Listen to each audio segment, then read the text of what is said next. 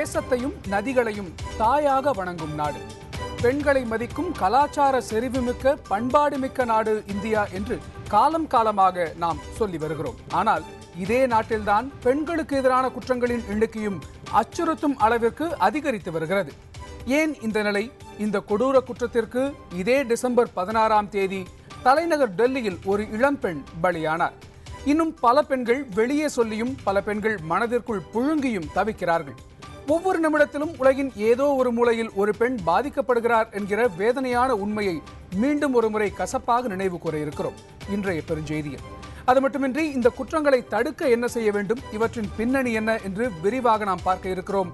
விறுவிறுப்பிற்கும் பரபரப்பிற்கும் மட்டுமின்றி ஆழமான ஒரு புரிதலுக்கு பெருஞ்செய்தி.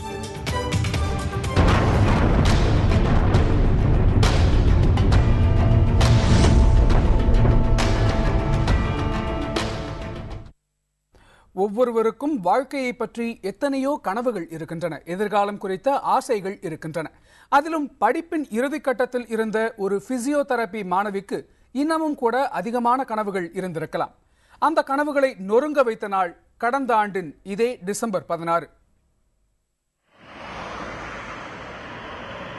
2012ஆம் ஆண்டு டிசம்பர் 16ஆம் தேதி இரவு நேரம். பேருந்துக்காக தனது நண்பருடன் காத்து கொண்டிருந்தார் 23 வயதான அந்த இளம் பெண். வந்து நின்ற பேருந்தில் ஏறியதே அந்த பெண்ணின் கடைசி பயணமாக அமைந்துவிட்டது. ஓடும் பேருந்திற்குள் கொடூரமான வகையில் 6 பேர் கொண்ட கும்பலால் அவர் பாலியல் வன்முறைக்கு ஆளாக்கப்பட்டார்.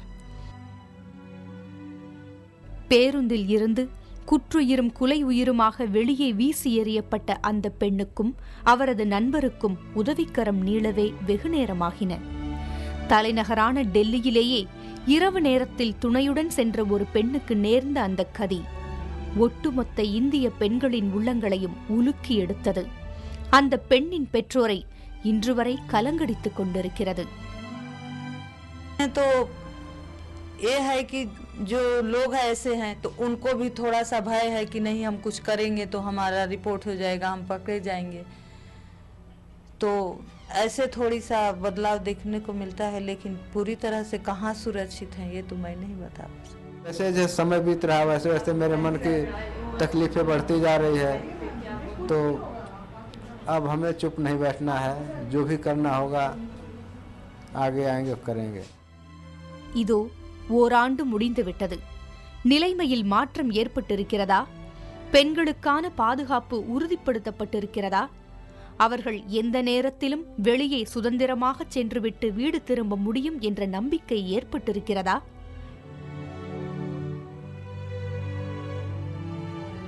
இத்தனை கேள்விகளுக்கும் இல்லை என்பதே ஒரே பதிலாக இருக்கிறது. புதிய தலைமுறைக்காக பார்வதி பாமா.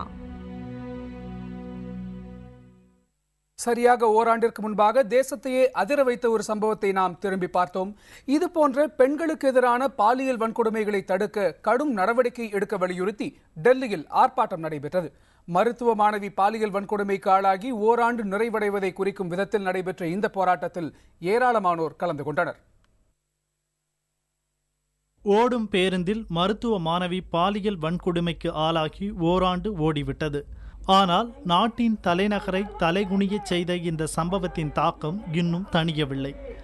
அகில இந்திய பெண்கள் முற்போக்கு சங்கம், டிசம்பர் 16 இயக்கம், மாணவர்கள் இயக்கம் ஆகியன இணைந்து டெல்லி ஜந்தர் மந்தரில் இன்று காலை முதல் மாலை வரை போராட்டத்தில் ஈடுபட்டன. பெண்களுக்கு எதிரான பாலியல் வன்கொடுமையில் யார் ஈடுபட்டாலும் அவர்கள் தண்டிக்கப்பட வேண்டும் என போராட்டத்தில் கலந்து கொண்டவர்கள் வலியுறுத்தினர். We were only talking about gang rape, but today we are also talking about sexual harassment at workplace. We are saying no violence against women we want to tolerate at all. We have asked them that he should ask the President of India to make a reference to Supreme Court of India to remove Justice Ganguly from his post as West Bengal Human Rights Commission chairperson. Yenna women's rights or human rights? Women's rights, human rights illena paravalle human rights chairperson irukala sexual harassment accused. ஊடகங்களில் பெண்கள் போகப் பொருளாக பயன்படுத்தப்படுவதை தடுக்க வேண்டும் என்றும் பாலியல் வன்கொடுமை வழக்குகளை விரைந்து முடிக்க வேண்டும் என்றும் போராட்டத்தில் கலந்து கொண்டவர்கள் கோரிக்கை விடுத்தனர். வர்மா கமிட்டியின் பரிந்துரைகளை முழுவதுமாக நடைமுறைப்படுத்த வேண்டும் என்றும் அவர்கள் வலியுறுத்தினர்.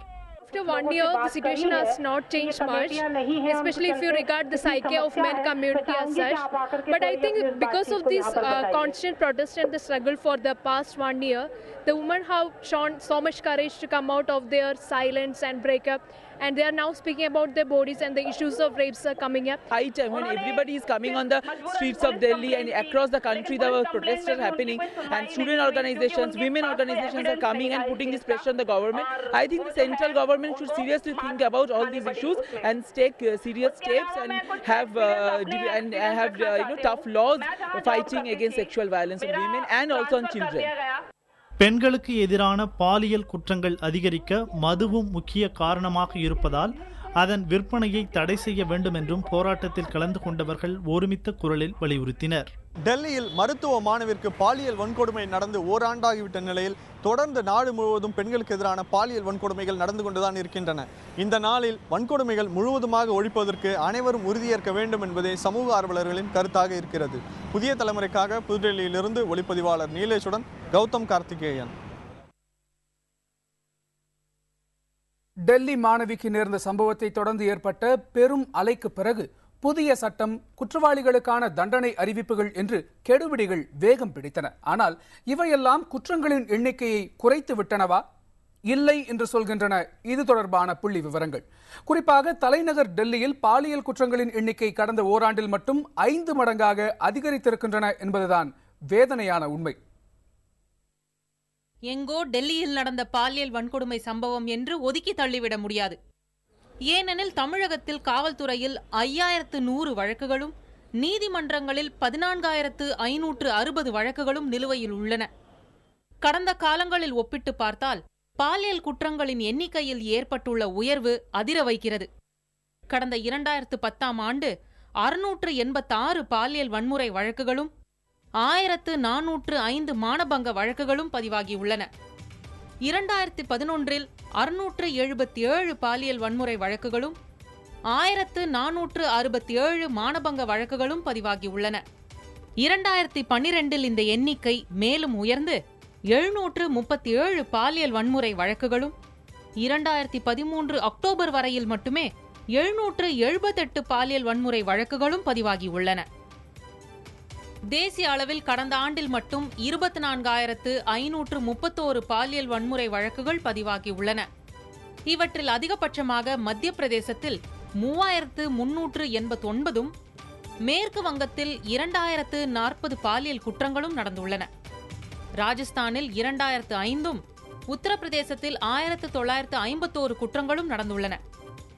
மகாராஷ்டிராவில் 1,762, ஆந்திர பிரதேசத்தில் 1,341, தமிழ்நாட்டில் 737, கேரளா மற்றும் கர்நாடகத்தில் 619 குற்றங்கள் நடந்துள்ளன.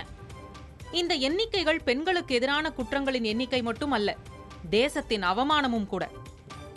புதிய தலைமுறைக்காக பார்வதி பாமா.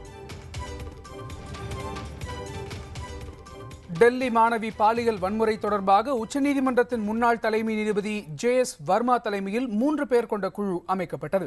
பெண்களுக்கு எதிரான குற்றங்களை தடுக்க மேற்கொள்ள வேண்டிய நடைமுறைகள், பாலியல் வன்முறையை தடுக்க தேவையான சட்டங்கள், பெண்களின் பாதுகாப்பு உள்ளிட்ட அம்சங்கள் குறித்து இந்த குழு ஆய்வு செய்து 200 பக்க அறிக்கையை உள்துறை அமைச்சகத்திற்கு வழங்கியது. இந்த குழுவின் சில பரிந்துரைகள் ஏற்கப்பட்டிருக்கின்றன, சில ஏற்கப்படவில்லை. JS வர்மா கமிட்டி பல பரிந்துரைகளை அரசுக்கு அளித்தது. இந்த பரிந்துரைகளில் சில அரசால் ஏற்றுக்கொள்ளப்பட்டுள்ளன, சில நிராகரிக்கப்பட்டுள்ளன. காவல் நிலையங்களில் 25% அளவிற்கு பெண் போலீசாரை நியமிக்க வேண்டும் என்பது ஒரு பரிந்துரை. இதன்படி டெல்லியில் காவல் நிலையங்களில் பெண் காவலர்களின் எண்ணிக்கை உயர்த்தப்பட்டுள்ளது. குறிப்பாக இரவு நேரத்தில் கட்டாயம் ஒரு பெண் காவலர் பணியில் இருக்கிறார். இதேபோல பொது போக்குவரத்து வாகனங்களில் பாதுகாப்பை வலியுறுத்தியது வர்மா கமிட்டி. இதன்படி டெல்லியில் ஒரு காவலர் இரவு நேர பயணங்களின் போது பேருந்துகளில் பணியில் இருக்கிறார். நாடு முழுவதும் அனைத்து மாவட்டங்களிலும் விரைவு நீதிமன்றங்கள் அமைத்து பாலியல் குற்ற வழக்குகளை உடனடியாக விசாரிக்க வேண்டும் என்ற பரிந்துரை முழுமையாக நடைமுறைப்படுத்தப்படவில்லை.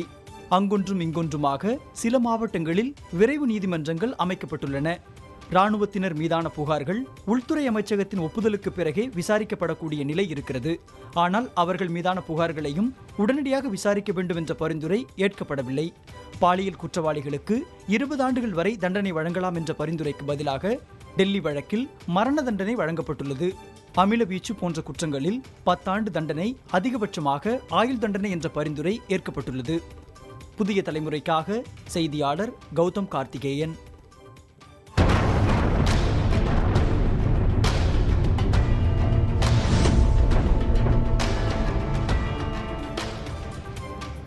நிர்பயா என்று ஊடகங்கள் பெயரிட்டு அழைத்த அந்த டெல்லி மாணவிக்கு அஞ்சலி செலுத்தும் அதே நேரத்தில் இவை போன்ற பாலியல் குற்றங்களை தடுக்க என்ன செய்ய வேண்டும் என்று ஆராயவும் வேண்டும். ஆராயலாம்.